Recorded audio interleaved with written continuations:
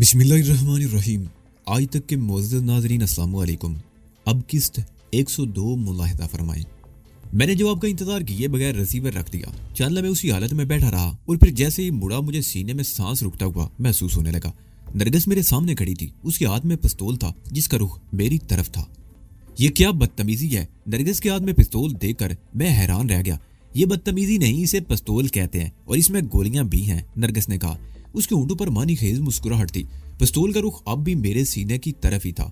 मैं नरगिस की हरकत का मतलब नहीं समझ सका। उसे मुझसे क्या बैर था कि इस तरह पिस्तौल मेरी तरफ तान कर खड़ी हो गई थी और फिर उसने अचानक ही पिस्तौल मेरी तरफ उछाल दिया तो मैं उछलकर अपनी जगह से एक तरफ हट गया। पिस्तौल मेरे करीब सोफे पर गिरा और नरगिस भी बड़े इत्मीनान से सामने वाले सोफे पर बैठ गई।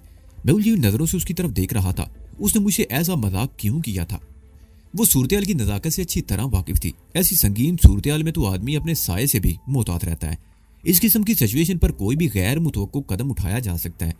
मुमकिन है मैं इन नरगिस की इस हरकत पर किसी गलतफहमी में मुब्तला होकर उस पर झपट पड़ता और इस तरह उसे या मुझे कोई नुकसान पहुंच सकता था।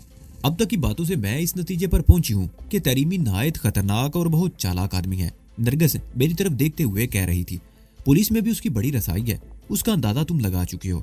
तुम्हें अगवा करके एक वहरान कोठी में ले जाया गया था। अगर डैडी बर वक्त ना पहुंचा होता तो रजिया तुम्हारा जो अशर करती उसका अंदाजा तुम लगा सकते थे।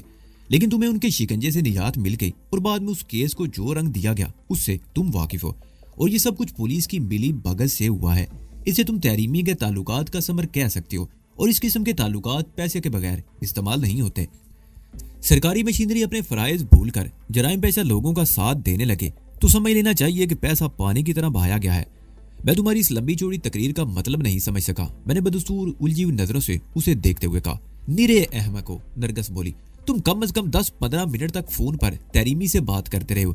इतनी देर में आसानी से मालूम किया जा सकता है कि इस नंबर पर यह कॉल कहाँ से की गई थी।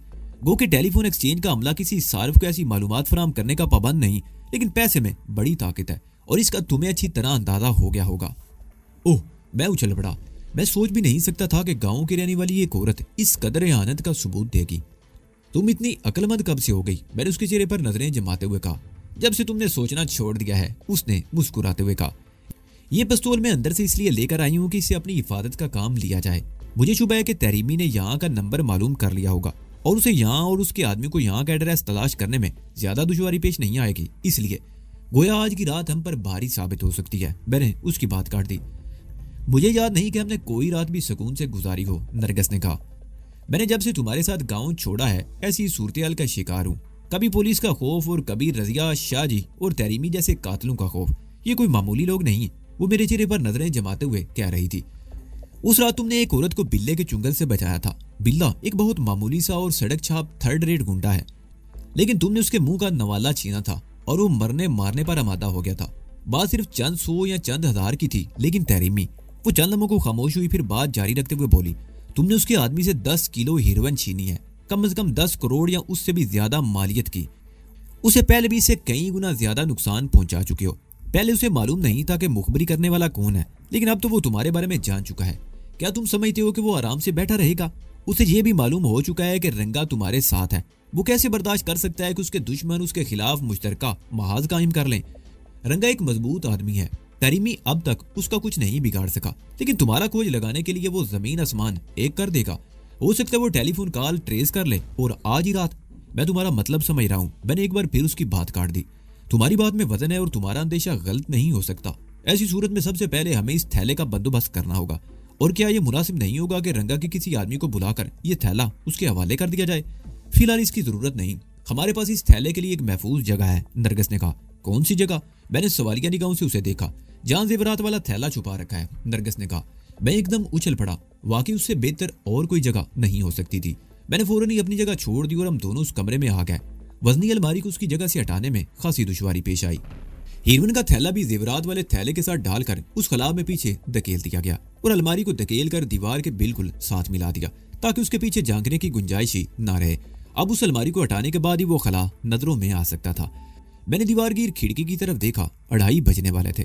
मैंने दरवाजों और खिड़कियों को अच्छी तरह चेक किया और फिर मेरी नजरें हाल के दाखिली दरवाजे से बाहर की तरफ गोल जीने की तरफ उठ गई। छत पर जाने के लिए बाहर से सीढ़ियां नहीं थी, अंदर से ये गोल जीना था। बरामदे के ऊपर भी एक कमरा था और ये गोल जीना उस कमरे तक ही जाता था। उस कमरे के आगे खुली छत थी जिसके एक कोने में कंक्रीट का तकरीबन 6 फुट ऊंचा पानी का टैंक बना हुआ था। 1 फुट ऊंचे कंक्रीट के पिलर थे और उनके ऊपर यह टैंक बनाया गया था। नीचे वाले दरवाजे और खिड़कियां चेक करने के बाद मैं गोल जीने से ऊपर आ गया। कमरे का बैरूनी दरवाजा खोलकर छत पर इधर उधर देखा और दरवाजा बंद करके बोर्ड चढ़ा दिया और नीचे आ गया। तमाम बत्तियां बुझाकर मैं बेडरूम में आ गया जहां नरगिस शबे ख्वाबी का लिबास पहन चुकी थी। नरगिस कुछ ज्यादा ही मॉडर्न हो गई थी। वो गांव में थी तो एक ही जोड़ा कई कई रोज पहने रहती थी। मेरे साथ कसूर से लाहौर शहर आई तो रजिया के साथ उसकी कोठी में रहते हुए उसे 20 शहर की हवा लगने लगी। वो कई रोज तक रजिया ही के कपड़े पहनती रही। फिर रजिया ही ने उसके लिए कुछ मॉडर्न तराश के मलबूसात खरीदे। उसे साड़ी पहनना भी रजिया ही ने सिखाया था। वो लाहौर में भी साड़ी इस्तेमाल करती थी और कराची आने के बाद तो वो अक्सर साड़ी ही पहना करती थी। चंद रोज पहले उसने सदर से 2-3 साड़ियां खरीदी और बहुत खूबसूरत कपड़े का शबे ख्वाबी का ये लिबास उसने ज़ैनब मार्केट से खरीदा था। पिस्तौल मेरे हाथ में था। मैंने उसे तकिए के नीचे रखा और बेड की पूंछ से टेक लगाकर नीम दराज हो गया। नरगिस ने ट्यूबलाइट बंद करके नाइट बल्ब जला दिया और मेरे पहलू में लेट गई। नरगिस कुछ देर बाद सो गई लेकिन मैं जागता रहा। मेरे दिमाग में ख्यालात का हुजूम सा था। कोई बात समझ में नहीं आ रही थी। मेरी जिंदगी के कई साल मार धाड़ में गुजरे थे। मैं एक सीधा सादा सा पेंडू नौजवान था जो तालीम हासिल करने के लिए गांव से कसूर शहर आया था जहां रजिया के हत्थे चढ़ गया। शहर होने के बावजूद रजिया जन्म जन्म की प्यासी थी। वो मुझसे अपनी प्यास बुझाती रही और मैं नादानी में उस दलदल में गिरता चला गया। और जब होश आया तो मैं ना सिर्फ बहुत कुछ खो चुका था बल्कि मेरे हाथ भी खून में रंगे जा चुके थे। मेरी जिंदगी मुख्तलिफ कठिन मराहल से गुजरती रही और आखिरकार मैं भागकर उमरकोट आ गया। ख्याल था कि सिंध के उस छोटे से कस्बे में गुमनामी की जिंदगी गुजारूंगा, लेकिन तकदीर तो मेरे लिए कोई और ही फैसला कर चुकी थी। मैं एक फरेब का शिकार होकर दहशतगर्दों के हत्थे चढ़ गया और मुझे हिंदुस्तान पहुंचा दिया गया। वहां एक मार का सर करने के बाद वापस आया तो मेरे अपने ही मेरी जान के दुश्मन हो गए। मैं उन्हें ऊंचा देकर कराची भाग गया। कराची इंसानों का जंगल है। ख्याल था कि यहाँ कोई बिजनेस शुरू करके खामोशी से जिंदगी गुजारूंगा, मगर लगता था कि मैं जिस कंबल को छोड़ना चाहता हूँ वो मुझे छोड़ने को तैयार नहीं। उस रात क्लिफ्टन में रजिया और जिमी से तसादम कराची में भी हमारे बीच एक तवील महाभारत का बायस बन गया था। मैं कराची में अकेला था। मैं हमेशा अकेला ही काम करने का आदी था। वक्ती तौर पर जरूरत के तहत किसी को साथ मिला लिया करता था। इंडिया में भी मैंने यही हिकमत अमली अपनाई थी और ये इत्तेफाक था कि रंगा भी उस शख्स का डसा हुआ था जो मेरा हरीफ था। रंगा भी उसी से इंतकाम लेने की तवील अरसे से मौके की तलाश में था। एक बात मैंने खास तौर से नोट की थी कि मैं जितना इस चक्कर से निकलने की कोशिश में था, मेरे गिर्द ये जाल उतना ही ज्यादा मजबूत होता जा रहा था। रंगा के बारे में सोचते हुए हुरैरी का तस्वर जहन में उभर आया। उसका ख्याल आई मैंने गर्दन घुमाकर पहलू में सोए हुए नरगिस की तरफ देखा। नरगिस के हसीन होने में कोई शुबा नहीं था, लेकिन हुरैरी के सामने तो अब ये हीच नजर आने लगी थी। मेरी जिंदगी में लातादाद औरतें आई थी। उनमें कई तो ऐसी देसी थी जिन्हें मलका हुसन करार दिया जा सकता था, लेकिन हुरैरी उन सब से मुख्तलिफ थी। वो कुदरत का एक ऐसा शायकार थी जिसका कोई सानी नहीं था। उसे जब मैंने पहली मर्तबा देखा तो मेरा दिल भी शायद कुछ देर के लिए धड़कना भूल गया और इस वक्त भी उसका ख्याल आते ही मेरे पूरे बदन में सनसनी की लहर दौड़ गई। मेरी इस मुजरिमाना जिंदगी में जो भी औरत आई थी मैंने उसे हासिल किया था, लेकिन हुरैरी की बात मुख्तलिफ थी। उसके बारे में मैं तो सोच सकता था मगर उसे हासिल नहीं कर सकता था। वो मेरे लिए नाकाबिले हुसूल थी, बल्कि कुछ और मसलहतें थी। वो रंगा की मलकियत थी और रंगा ने मेरी तरफ दोस्ती का हाथ बढ़ाते हुए ये बात भी वाजे कर दी थी कि वो दोस्तों पर अंधा एतमाद करता है। धोखा देने वाले को वो माफ नहीं करेगा। लेकिन न जाने क्या बात थी कि मैं हुरैरी का ख्याल ज़हन से नहीं निकाल सका। फिर जैसे जैसे उसके बारे में सोचता रहा मेरा जहन उलझता चला गया। बाहर किसी गाड़ी के रुकने की आवाज सुनकर मेरे ख्यालात का सिलसिला मुंतशिर हो गया। मेरी नजरें गैर इरादी तौर पर सामने दीवार पर लगी हुई घड़ी की तरफ उठ गई। कमरे में नाइट बल्ब की नीलगो रोशनी थी, मगर घड़ी की चमकती हुई सुइयां साफ नजर आ रही थी। इस वक्त 4 बजने में 10 मिनट थे। गली में इस वक्त किसी गाड़ी का आना कोई गैर मामूली बात नहीं थी, लेकिन मेरे दिमाग में अचानक ही एक धमाका सा हुआ और मैं बड़ी तेजी से बिस्तर से उतरकर खिड़की के करीब पहुंच गया। खिड़की के सामने दबीज पर्दा पड़ा हुआ था। मैंने पर्दे का कोना जरा सा सिरका कर बाहर झांका और उसके साथ ही मुझे अपना दिल कनपटियों में धड़कता हुआ महसूस होने लगा। बाहर अगरचे तारीकी थी, लेकिन मैंने एक हेवले को बाहर की तरफ से दीवार पर चढ़ते हुए देख लिया था। वो जो कोई भी था अभी पूरी तरह सामने नहीं आया था। उसके दोनों हाथ दीवार पर थे और वो आहिस्ता आहिस्ता अपने आप को ऊपर उठा रहा था। नरगिस के खदशात दुरुस्त साबित हुए। तरीमी ने मेरी कॉल ट्रेस कर ली थी। नंबर मालूम हो जाने के बाद एड्रेस का पता चला लेना मुश्किल नहीं होता। उन्हें अगरचे मालूमात हासिल करने में कुछ वक्त लगा था, लेकिन शायद वो आज का काम कल पर छोड़ने के कायल नहीं थे। उन्होंने रात खत्म होने से पहले ही कार्रवाई का फैसला कर लिया था। वो आदमी भी पूरी तरह दीवार पर नहीं चढ़ा था कि उसके करीब ही दीवार पर 2 हाथ और दिखाई दिए और फिर एक सर भी ऊपर आया। तारीकी की वजह से मैं उनके चेहरे नहीं देख सकता था, लेकिन ये एक बात तय थी कि उनकी तादाद मेरी तवक्को से ज्यादा थी। दो तो सामने आ गए, मुमकिन है 2 या 3 आदमी और भी हों। इस किस्म के लोग कोई रिस्क लेना पसंद नहीं करते, और फिर मामला भी करोड़ों का था। मैं पर्दे का कोना छोड़कर तेजी से बेड के करीब आ गया और नरगिस को झंझोड़ कर जगाने लगा। नरगिस हड़बड़ाकर उठ गई। मैंने जल्दी से उसके मुंह पर हाथ रख दिया ताकि वो कोई आवाज ना निकाल सके। वो वहशत भरी नजरों से मेरी तरफ देख रही थी। इस तरह जगाए जाने पर वो यकीनन बदहवास हो गई थी। अपनी आवाज काबू में रखो, वो लोग पहुंच गए हैं। मैंने झुककर उसके कान में सरगोशी की और मुंह से हाथ हटा लिया। कौन? नरगिस के हल्क से फंसी सी आवाज निकली, तहरीमी के आदमी। मैंने एक बार फिर सरगोशी की। हमारे पास ज्यादा वक्त नहीं, उठो जल्दी करो, वो लोग किसी वक्त दरवाजा तोड़कर अंदर दाखिल हो सकते हैं। मैंने तकिए के नीचे से पिस्तौल निकाल दिया और उस पिस्तौल में 2-4 ही गोलियां बची होंगी, और मैं जानता था कि उनका मुकाबला नहीं किया जा सकता। एक तो उनकी तादाद ज्यादा थी, और फिर उनके पास पिस्तौल वगैरह भी होंगे, हो सकता है कोई राइफल वगैरह भी हो। मुकाबला करने की कोशिश में चूहों की तरह पकड़े जाने का एहतमाल ज्यादा था, इसलिए मैंने उनसे बचने का एक और रास्ता इख्तियार कर लिया। उन्हें दरवाजा खोलकर या तोड़कर अंदर पहुंचने में 3-4 मिनट जरूर लगेंगे, और ये वक्त हमारे लिए बहुत कीमती था। और कमरे का एक दरवाजा पिछली तरफ के लान में खुलता था। मैं दबे पांव चलता हुआ उस दरवाजे के करीब पहुंच गया। बड़ी एहतियात से उसकी लाक ना बैठा दी, ऊपर की चुटकी भी खोल दी, लेकिन मेरा उस दरवाजे से बाहर निकलने का कोई इरादा नहीं था। उस बंगले की अगली दीवार के साथ वाले बंगले में कूदना मेरे लिए तो मुश्किल नहीं था, लेकिन नरगिस यकीनन ऐसा नहीं कर सकती थी। 6 फुट ऊंची दीवार पर चढ़ना उसके लिए आसान ना होता, और इसी दौरान हम उनकी नजरों में आ सकते थे। फरार की कोशिश करते देखकर वो हमें गोलियों से भून देते। मैंने नरगिस का हाथ पकड़ा, लाइट बल्ब बुझा दिया और कमरे से निकलकर लाउंज की तरफ चलने लगा। नरगिस मेरे साथ चिपकी हुई थी। मैं अंधेरे में लाउंज में रखे हुए फर्नीचर से बचता हुआ आहिस्ता आहिस्ता बढ़ता रहा। मरकजी दरवाजे के करीब से गुजरते हुए बाहर से दब दब की आवाजें सुनाई दी। मैं टटोलता हुआ गोल जीने के करीब पहुंच गया। आहिस्ता आहिस्ता ऊपर चढ़ती रहो, कोई आवाज पैदा ना होने पाए। मैंने नरगिस के कान से मुंह लगाकर सरगोशी की।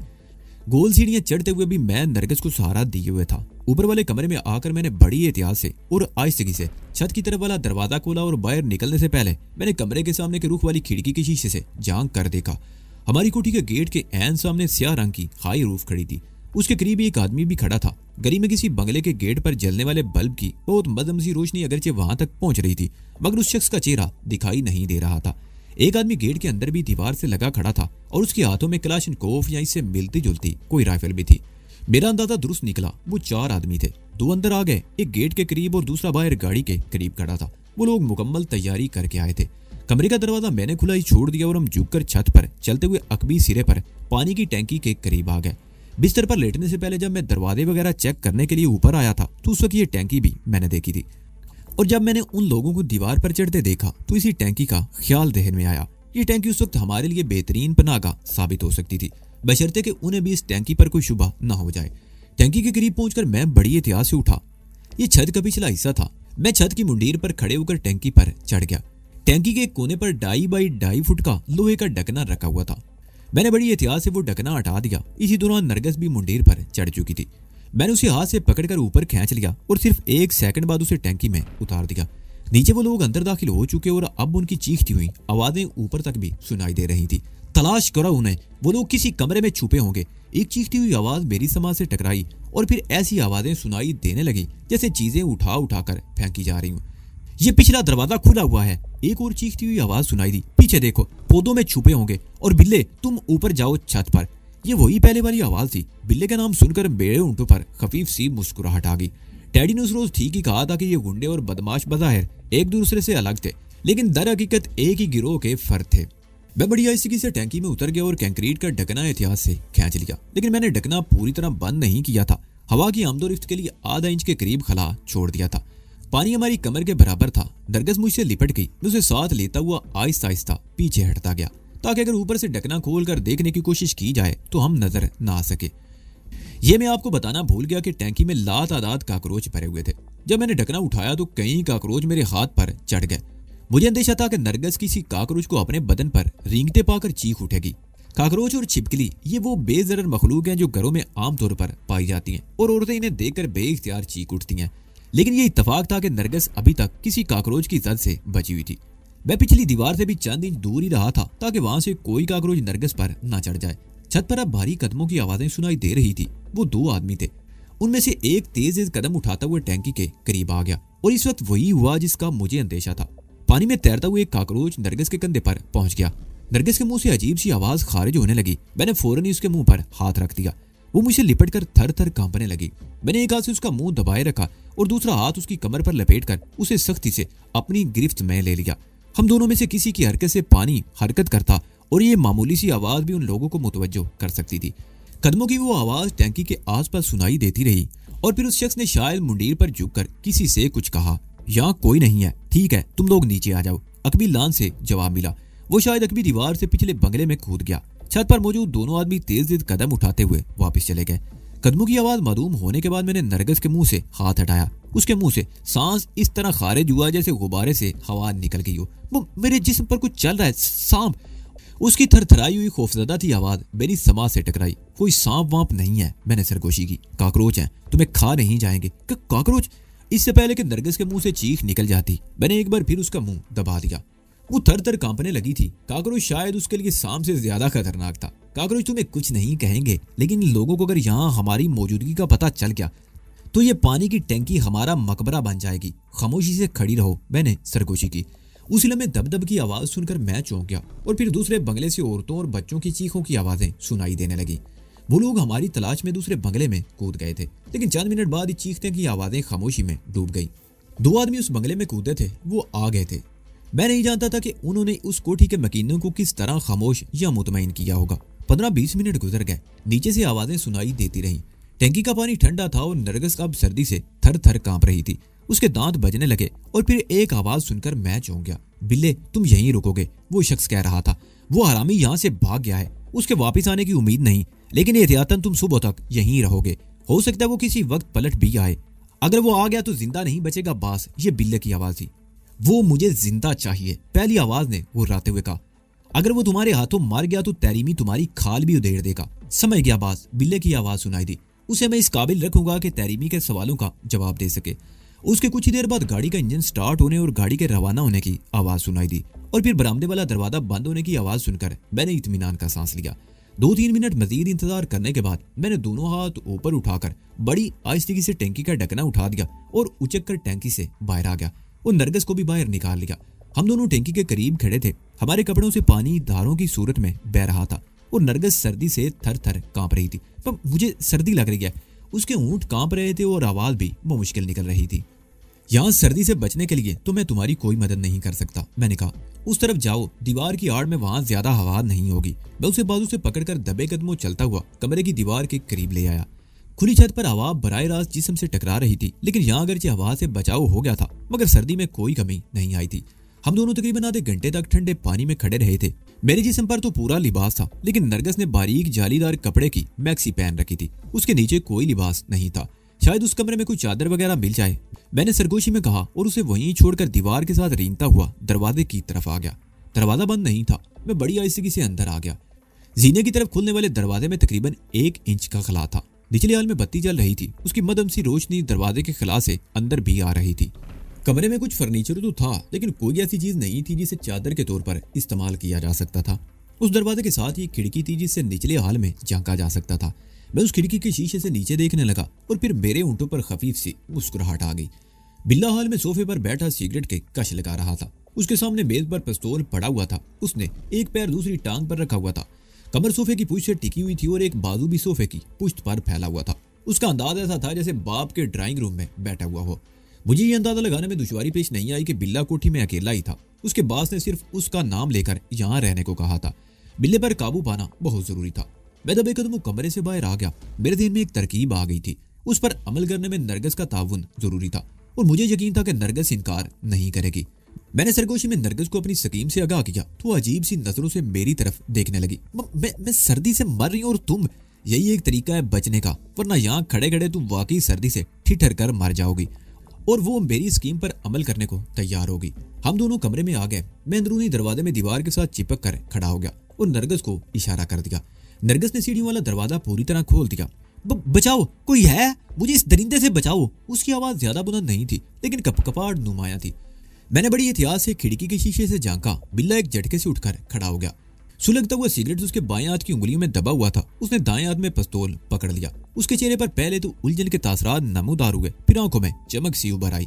वो ऊपर देखता रहा जहां नरगिस दरवाजे से निकलकर गोल सीढ़ियों पर पहुंच चुकी थी। नरगिस का बारीक भीगा हुआ लिबास उसके जिस्म से चिपका हुआ था और इस लिबास में भी वो बरना नजर आ रही थी। कौन हो तुम?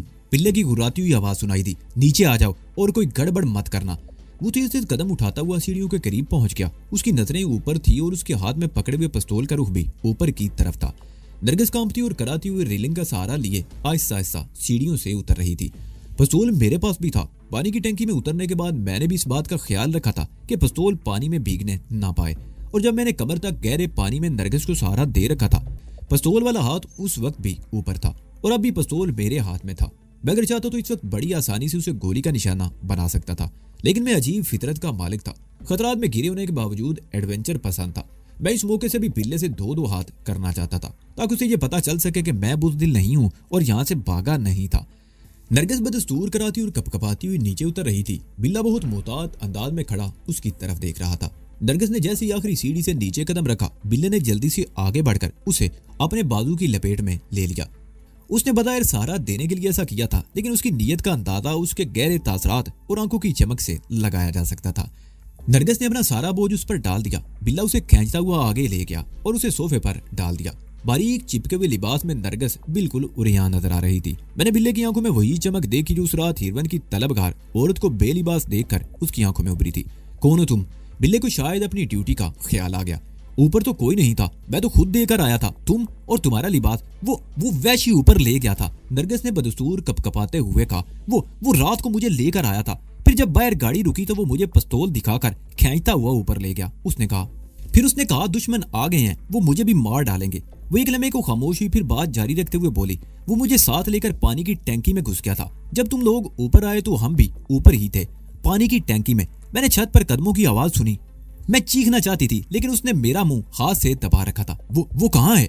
बिल्ला एकदम सीधा होकर ऊपर देखने लगा। वो ऊपर है, नरगिस ने इशारे से बताया। हम पानी की टंकी से बाहर निकले तो मैंने छत पर पड़ा हुआ एक पत्थर उठाकर उसके सर पर जोर से मार दिया। वो बेहोश हो गया, अब भी टैंकी के करीब बेहोश पड़ा है।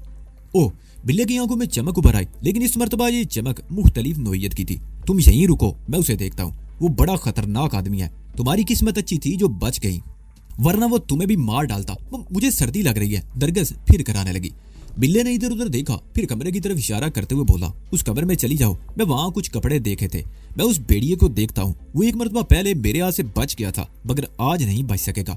तुम उस कमरे से बाहर मत निकलना। नरगिस बड़ी मुश्किल से उठकर खड़ी हो सकी और फिर बिल्ला उसे सहारा देकर कमरे की तरफ चलने लगा। और उसने जिस तरह नरगिस को अपने साथ लिपटा रखा था, मेरा खून खोल गया। वो बार बार पीछे मुड़कर सीढ़ियों की तरफ देख रहा था। नरगिस को कमरे के दरवाजे में छोड़कर भी वो चलने में उसकी तरफ देखता रहा, फिर मुड़कर तेजी से सीढ़ियों की तरफ बढ़ता गया। सीढ़ियां चढ़ते हुए वो बहुत मोहतात हो गया। सीढ़ियों के इख्तिताम पर 3-4 फुट खुली जगह थी और उससे आगे कमरे का दरवाजा नीमवा था। मैं दीवार के साथ चिपक कर खड़ा हो गया। बिल्ले ने बड़ी एहतियात से दरवाजा खोला। उसने पिस्तौल वाला हाथ आगे को निकाल रखा था और उसका रुख दूसरे दरवाजे की तरफ था जिससे छत पर पहुंचा जा सकता था। वो जैसे ही 2 कदम आगे बढ़ा, मैं भी बड़ी तेजी से आगे निकल आया और पिस्तौल की नाल उसकी पुछ से लगा दी। उसके साथ ही मेरे हलक से हुर्राहट निकली। हाथ ऊपर उठा लो बिल्ले, अगर तुमने बहादुरी दिखाने की कोशिश की तो तुम्हारे जिस्म में सुराख हो जाएगा। बिल्ला इस तरह रुक गया जैसे जमीन ने उसके पैर पकड़ लिए हों। एक लम्हे के तो वो बिल्कुल ही साकत होकर रह गया। पिस्तौल फेंक दो और हाथ ऊपर उठा लो। मैं एक बार फिर हुर्राया और उसके साथ ही उसकी पुश्त पर पिस्तौल का दबाव बढ़ा दिया। बिल्ली ने पिस्तौल फेंक दिया। मैंने उसे पीछे मुड़ने का हुक्म दिया। वो जैसे ही मेरी तरफ घूमा, मैंने उसके जबड़े पर जोरदार घुंसा रसीद कर दिया। बिल्ला कराते हुए लड़खड़ाया। उसने संभलने की कोशिश की तो मैंने एक और घुंसा जड़ दिया। बिल्ले की आंखों में खौफ उभर आया, लेकिन उसने फौरन ही अपनी कैफियत पर काबू पा लिया। पिस्तौल हाथ में हो तो हिजड़ा भी मर्द बनने की कोशिश करता है। वो खा जाने वाली नजरों से मुझे देखते हुए बोला, मैं तुम्हारी बातों में नहीं आऊंगा, चलो उस तरफ। मैंने सीढ़ियों वाले दरवाजे की तरफ इशारा किया। वो दरवाजे की तरफ बढ़ा। मैं उससे पहले दरवाजे से बाहर आ गया, लेकिन उसे मैंने पिस्तौल की जद पर लिए रखा। मेरे कपड़ों से अब भी पानी नुचड़ रहा था और पैर भी भीगे हुए थे। मैं जीने और दरवाजे के दरमियान खुली जगह पर खड़ा था। यहाँ मोज़ाइक का फर्श था जो खासा चिकना था। बिल्ला दरवाजे से बाहर निकला तो मैं उसे रास्ता देने के लिए एक तरफ हट गया और ऐसा करते हुए मेरा भीगा हुआ पैर मोज़ाइक के चिकने फर्श पर फिसल गया। इससे पहले कि मैं संभलने की कोशिश करता, बिल्ले ने मौके से भरपूर फायदा उठाते हुए मेरे जबड़े पर जोरदार घुंसा रसीद कर दिया। मैं लड़खड़ाकर पीछे उलट गया। पिस्तौल मेरे हाथ से छूटकर हवा में उड़ता हुआ नीचे जा गिरा। मैं उलटकर जीने के बाहर की तरफ गिरा। अगर इत्तफाक से जीने की रेलिंग मेरे हाथ में ना आ जाती तो मैं भी नीचे गिरता। मैं जीने की रेलिंग के साथ लटक गया। बिल्ले ने हमाकत यह की कि मुझे नीचे गिराने के लिए मेरे हाथों पर पैर से ठोकरें मारने लगा। उसके पैरों में जोगर थे, हार ठोकर मुझे कराने पर मजबूर कर देती। मैं गोल रेलिंग के साथ आहिस्ता आहिस्ता नीचे आ रहा था और बिल्ला भी सीढ़ियों पर मेरे साथ साथ उतर रहा था। अगर वो अक्लमंदी का सबूत देता तो मेरे हाथों में ठोकरें मारने की बजाय कमरे में गिरा हुआ अपना पिस्तौल उठाता और मुझे जद पर लेकर नीचे उतरने पर मजबूर कर देता। इस तरह मैं उसके सामने बेबस हो सकता था। चंद सीढ़ियां बाकी थी कि मैंने रेलिंग छोड़ दी और बिल्ले ने भी ऊपर से छलांग लगा दी। उसने छलांग तो मेरे ऊपर लगाई, लेकिन मैं बड़ी फुर्ती से एक तरफ हट गया। बिल्ला मुझसे तकरीबन 2 फुट के फासले पर गिरा। मैंने संभलने की कोशिश की, मगर वो देओस मुझसे ज्यादा फुर्तीला साबित हुआ। उसने उठकर मेरे जिस्म पर ठोकरों की बारिश शुरू कर दी और फिर मेरा दाव भी चल गया। अब बिल्ला मेरी ठोकरों की जद पर था। वो अगरचे मुझसे ज्यादा कद्दावर और ताकतवर था, लेकिन मैं लड़ाई के साथ दिमाग भी इस्तेमाल कर रहा था। मेरी आखिरी ठोकर उसकी खोपड़ी पर लगी और वो खौफनाक अंदाज में कराता हुआ ढेर हो गया। वो बेहोश हो चुका था। मैं दौड़कर कमरे से रस्सी ले आया और उसके हाथ पैर पुश्त पर बांध दिए और साइड टेबल पर पड़ा हुआ कपड़े का कवर उठाकर उसके मुंह में ठोंस दिया। मैं दौड़ता हुआ कमरे में घुस गया। नरगिस की भीगी हुई मैक्सी फर्श पर पड़ी थी और वो खुद कंबल लपेटे बेड पर बैठी थर थर कांप रही थी। उसके होंठ नीले हो रहे थे। कमरे की हालत खासी उबतर थी। हर चीज उलट पलट हो रही थी। अलमारी के दोनों पट खुले हुए थे और हर चीज फर्श पर बिखरी हुई थी। एक खाली सूटकेस अलमारी के ऊपर रखा था। इस वक्त वो भी खुला हुआ फर्श पर पड़ा था। मैंने अलमारी के सामने कपड़ों के ढेर में से नरगिस के कपड़ों का एक जोड़ा उठाकर उसकी तरफ फेंक दिया। जल्दी से ये कपड़े पहन लो, मैंने कहा। हमारे पास ज्यादा वक्त नहीं, हमें फौरन यहाँ से निकलना होगा। मुझे तो सर्दी लग रही है, वो रुक रुक कर बोली। उसके चेहरे पर बेपनाह वहशत और आंखों में अनजाना सा खौफ था। हम आधे घंटे तक ठंडे पानी में खड़े रहे थे और नरगिस की हालत देखकर मुझे अंदेशा था कि वो कहीं नमूनिया का शिकार ना हो जाए। हिम्मत से काम लो नरगिस, मैंने कहा। कपड़े पहन लो और फिर कंबल ओढ़ लेना। जल्दी करो, हमें फौरन यहाँ से निकलना है। नरगिस ने कंबल में से हाथ निकालकर अपने कपड़े उठा लिए और फिर कंबल हटाकर कमीज पहनने लगी। मेरी अपनी हालत भी कुछ बेहतर नहीं थी। मैंने भी ढेर में से अपने कपड़े उठाए और वहीं खड़े खड़े भीगे हुए कपड़े उतारने लगा। कपड़े बदलकर मैं अलमारी को उसकी जगह से हटाने की कोशिश करने लगा। लकड़ी की अलमारी बहुत वजनी थी। उसे मजीद वजनी बनाने के लिए हमने उसमें फालतू चीजें भी ठोंस रखी थी, लेकिन उन्होंने तलाशी लेने के लिए सारी चीजें निकाल कर बाहर फेंक दी थी। खाली अलमारी भी अच्छा खासा वजन रखती थी। मैं बड़ी मुश्किल से अलमारी को उसकी जगह से हटाने में कामयाब हो सका। दोनों थैले महफूज थे।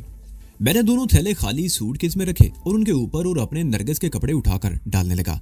नरगिस लिबास पहन चुकी थी, उस पर कंबल भी ओढ़ लिया था और अब वो ड्रेसिंग टेबल से अपनी कुछ चीजें उठाकर सूटकेस में डालने लगी। गोगे नरगिस अब भी होले होले कांप रही थी, लेकिन उसका इस तरह मुतहर्रिक हो जाना अच्छी अलामत थी। सूटकेस पैक करके मैं कमरे से बाहर आ गया और पूरे घर का जायजा लेने लगा। उन्होंने तलाशी लेने के लिए घर की हर चीज को उलट पलट कर रख दिया था। बावर्ची खाने का सामान भी बिखरा हुआ था। मैं दोबारा कमरे में आ गया। मैंने सूटकेस उठाया और नरगिस को इशारा करता हुआ कमरे से बाहर आ गया। नरगिस अपने आप को काफी हद तक संभाल चुकी थी। लाउंज में आकर हम रुक गए। बिल्ला होश में आ चुका था और अपने हाथों और पैरों की बंदिशें खोलने के लिए कसमसा रहा था। उसके मुंह में कपड़ा ठूंसा हुआ था। वो कुछ बोल तो सकता नहीं था, अलबत्ता उसकी आंखों में जैसे चिंगारियां सी फूट रही थी। मैंने सूटकेस रख दिया और आगे बढ़कर उसके मुंह से कपड़ा निकाल दिया। रंडी वो नरगिस की तरफ देखकर घुर्राया। तुम्हें मैंने पहचान लिया है और तुम्हें तो मैं जिंदा नहीं छोड़ूंगा। तुम्हारा वो अशर करूंगा कि मरते दम तक याद रखोगी। नरगिस का चेहरा सुर्ख हो गया। उसने आगे बढ़कर बिल्ले के सीने पर जोरदार ठोकर मार दी और उसके मुंह पर थूक दिया। तुम तो बहुत बड़े बदमाश हो, मैंने बिल्ले की तरफ देखते हुए कहा। लेकिन अब यह साबित हो गया कि तुम्हारी बदमाशी सिर्फ औरतों तक महदूद है। उस रात भी तुमने एक बेबस और मजबूर औरत पर बदमाशी दिखाने की कोशिश की थी और इस वक्त भी तुमने औरत को धमकी देकर साबित कर दिया है कि तुम में मर्दों का सामना करने की हिम्मत नहीं। और ये बात भी तुमने उस रोज भट्टी पार्क में साबित कर दी थी, जब मेरे 2 हाथ खाने के बाद भाग निकले थे। तुम अपने आप का बहुत बड़ा बदमाश समझते हो ना। इस मर्तबा वो मेरी तरफ देखते हुए घुर्राया। लेकिन तुम्हें भी देख लूंगा। मैं बड़ा बदमाश तो हूँ, तुमसे और तुम्हारे साथियों से तो यकीनन बड़ा बदमाश हूँ। इसका सबूत ये है कि तुम इस वक्त मेरे सामने बेबस पड़े हो। मैंने कहा, बदमाशी के लिए अकल भी इस्तेमाल करनी पड़ती है। गैंडे की तरह ताकतवर होना ही काफी नहीं होता। तुम मेरी अकलमंदी की दाल जरूर दोगे। तुम लोग जिस चीज की तलाश में आए थे वो इसी घर में मौजूद थी। तुम लोगों ने घर की एक एक चीज को उलट पलट कर रख दिया, लेकिन 10 किलो हीरोइन महफूज रही। मुलझी नजरों से मेरी तरफ देखने लगा। तुम्हें शायद मेरी बात का यकीन नहीं आ रहा, मैंने कहा, और सूटकेस खोलकर कपड़ों के नीचे दबा हुआ हीरोइन वाला थैला निकाल लिया और उसमें से एक पैकेट भी निकाल कर दिखाया ताकि वो मेरी बात का यकीन कर ले। उसके चेहरे पर अजीब से तासरात उभर आए।